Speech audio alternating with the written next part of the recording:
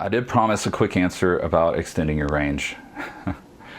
A not so quick answer because it took me a year to do it.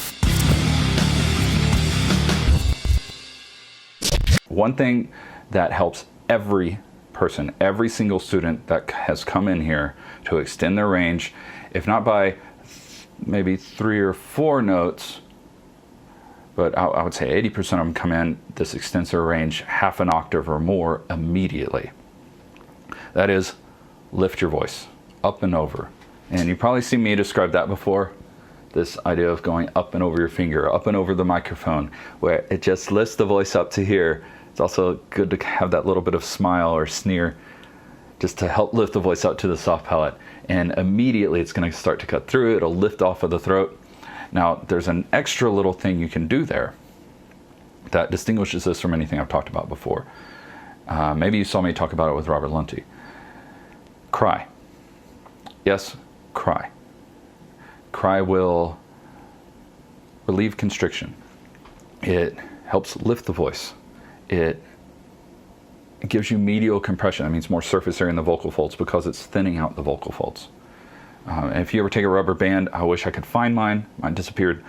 If you ever take a rubber band and stretch it out, you notice it can hold some stuff in there. Like you can actually hold things just by stretching out the rubber band. Same thing happens in the glottis, in your vocal folds, is you're getting that surface area, which makes it easier to make a phonation. In fact, it requires a lot less pressure to sing.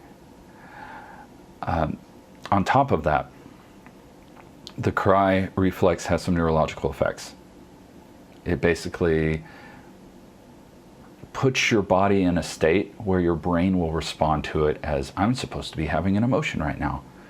And the sound colors it adds to your voice, the little overtones it adds and amplifies, other people associate with extreme emotion, and it makes them subconsciously be able to get into your music you're singing a lot more easily as well. There's some artists that you've heard do it. Maria Brink, in this moment, that's all she does. Chris Cornell, he cried everything. You don't need to cry everything. It gives you a specific sound color, just like Chris Cornell, but he did it. Where you need to cry the most is on higher notes, higher pitches. That's why I'm saying this extends your voice. Where you, let's say you cry in a chest voice range, that's fine. You'll probably have a little bit of it active all the time just to lift up your voice better. But when you're going to more extremes, lows or really highs of your voice, if you hold that resonance in your cry reflex first, so it's coming from here, from good breath support up into the cry reflex and then forward into the vowel. Think of that as sigh and cry. So I say that a lot too. Sigh and cry. Sigh out your phrase. Don't push it out. Let it come from the sternum. Go straight into cry. Cry reflex is a top-down phonation. Exactly what it sounds like. It is crying. It's activating the cry reflex on purpose. So this top-down, and having that in your voice, suddenly everything gets easier. So when you're singing,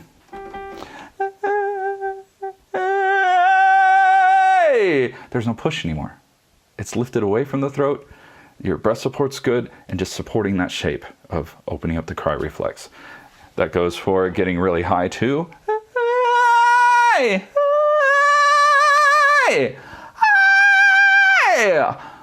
All of that's because of cry, and you can keep going.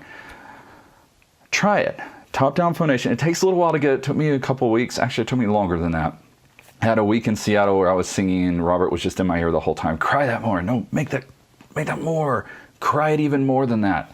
And I had no idea what he was saying, what he meant by that, but I kept trying. And then I got really sick and I couldn't sing without doing it. And I realized, oh, okay, that's what it is. I don't want you to get sick to do this. I want you to get into whimpering.